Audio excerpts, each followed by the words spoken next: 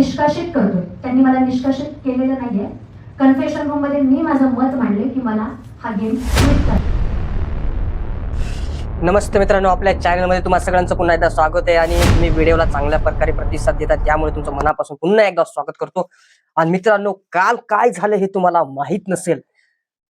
खूप मोठा गोंधळ झालेला आहे, खूप मोठं काही घडणार आहे हे माहित नसेल तर आपल्या ह्या व्हिडिओमध्ये तुम्हाला कळणार आहे. मित्र, तो व्हिडिओला पूर्ण बघा, स्किप करू नका. मित्रांनो, खूपच मोठा आहे. तुम्हाला माहिती आहे, दिव्या वर्सेस बिग बॉस सध्या हे भांडण जोरातच चालू आहे.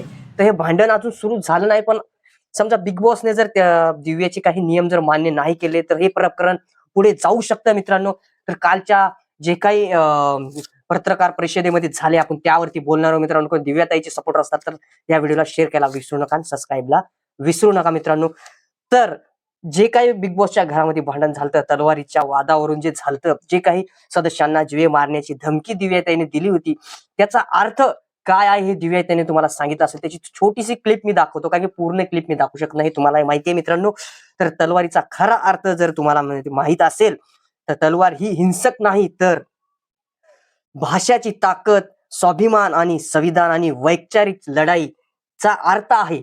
म्हणजे की तलवार नाव घेतलं म्हणजे का तलवारीनेच वार करायचा हातात घेऊन, हेच तिचा उद्देश नव्हता. मित्रांनो, हे एक भाषण म्हणजे एक सांगण्याचा मुद्दा होता. हे तिथल्या जे सुरुवात केली रुचिताने भांडण्याचं, म्हणजे तू धमकी देते का मला, मग सगळ्यांनी आवाज जो उठवला त्यामुळे सगळ्यांना वाटलं की जीव मारण्याची धमकी देते.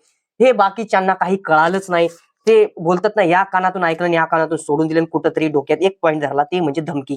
ते धमकीच धरून त्यांनी हेच पॉईंट पुढे नेला आणि बिग बॉसनी वॉर्निंग देऊनही दिव्याताईला हे चुकीचं आहे, माफी माग असं बोललं तरीही दिव्याताईने माफी मागितली नाही. मित्रांनो, यावर आपण पुढे बोलूया. मेन आपण दुसरं तुम्हाला सांग. आणि बिग बॉस म्हणजेच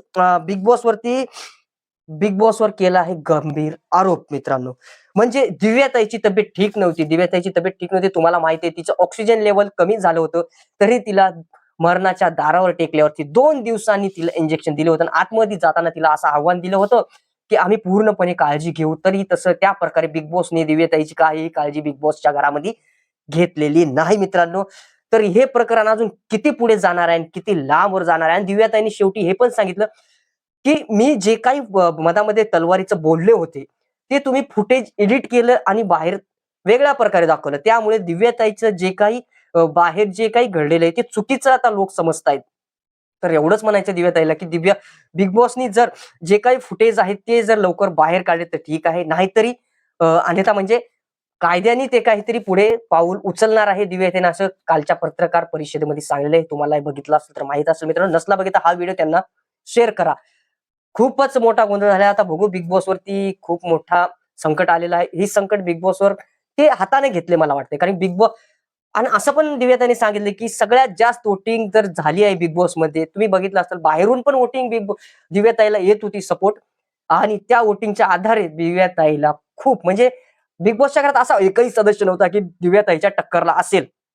आणि असं कोणत्या सीझन मध्ये एवढी वोटिंग पण कुण्या सदस्याला झालेली नाही, अशी वोटिंग दिव्याताईला झालेली. हे बिग बॉसनी त्यांना सांगितलं, तरी ही दिव्याताईला माफी मागायला लावली. तर दिव्याताई बोलली, मी काही चुकीचं केलंच नाही तर मी माफी मागणार नाही असं म्हणलेलं आहे. दिव्याताईने बोलले की मला त्यांनी घरातून बाहेर काढलेलं नाही, मीच स्वतः घराबाहेर आले असं सांगितलेलं आहे. तुम्हाला सगळ्यांनाच माहित असेल. तर पुढे काय होणार जर बिग बॉसने जर ते फुटेज बाहेर काढले आणि ते त्या फुटेज मध्ये काय आहे ह्यावरती आता आपल्याला कळेल, पण ते फुटेज कधी येतील हे माहित नाही. मित्रांनो, आणि ते बिग बॉस काढेल की नाही हे पण माहित नाही. आता ह्या दोघांचे वाद कसा आहे का हे आपण बघूया. यावरती काही नवीन रिपोर्ट आले तर मी तुम्हाला देतो. मित्रांनो, तर दिव्याताईचे सपोर्टर असतात तर व्हिडिओला तिथपर्यंत पोहोचवा. आणि मित्रांनो, एक महत्वाची गोष्ट म्हणजे जे काही मी टेक्स्ट आणि फोटो लावून व्हिडिओ शॉर्ट मध्ये टाकतो तो आता हे बंद होणार आहे. मी पूर्णपणे हे टाकणार नाही, कारण युट्यूबचे काही पॉलिसी आहेत ते त्याचं उल्लंघन होते, त्यामुळेच मी ते आता व्हिडिओ टाकणार नाही. पूर्ण शॉर्ट मध्ये पण माझेच व्हिडिओ येणार. मित्रांनो, एवढं लक्षात घ्या. आपल्या चॅनलला नवीन असताना सबस्क्राईब करायला विसरू नका. मित्रांनो, कारण असेच टॉपिक तुम्हाला झणझणीत आणि एंटरटेनमेंट टॉपिक आपल्या चॅनलवर भेटतील. मित्रांनो, आता हे टॉपिक एंटरटेनमेंट नव्हता, खूप गंभीर टॉपिक होता. दिव्याताई वरती बरेच जण बोलतात की तू आमचं म्हणजे मला का कमेंट येत होते की नाक घातलं तू समाजा, असं असं XYZ असे कमेंट येत होते, जे की निगेटिव्ह कमेंट होते. मित्रांनो, पूर्णपणे मी सांगू शकत नाही, निगेटिव्ह कमेंट होते, तुम्ही समजू शकता. व्हिडिओ खूप मोठा होतो. मित्रांनो, तर दिव्याताईचे खरंच सपोर्टर्स असतात हा व्हिडिओ तिथपर्यंत पोहोचवा, म्हणजे आपल्या पब्लिक पर्यंत पोहोचवा. मित्रांनो, एवढंच. मित्रांनो, बिग बॉसच्या अपडेटसाठी आपल्या चॅनलवर डेली सबस्क्राईब करायला विसरू नका मित्रांनो. धन्यवाद. जय महाराष्ट्र.